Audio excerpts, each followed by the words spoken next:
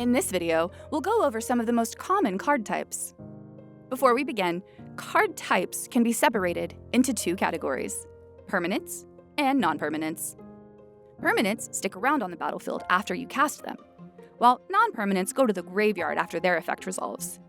Permanents usually represent physical objects or beings, while non-permanents usually represent magical abilities. Let's start with lands. Lands are some of the most important permanents in the game. Without them, you can't cast any spells. You're allowed to play one land per turn during your main phase.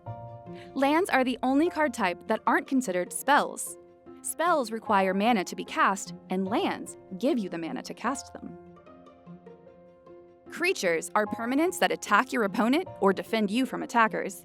They might have special abilities that can help you in other ways too. You can cast them during your main phase. Artifacts and enchantments are permanents that can give various effects. Artifacts usually represent mechanical or constructed objects, while enchantments usually represent lingering magical effects. They can be cast during your main phase. Moving on to non-permanents. Sorceries are powerful magic spells that can affect the board or even players directly. They can only be cast during your main phase and go to your graveyard after their effect resolves. Instants are like sorceries, except you can cast them at any time, even on your opponent's turns. If your opponent passes the turn with a bunch of lands untapped, keep an eye out for a tricky instant.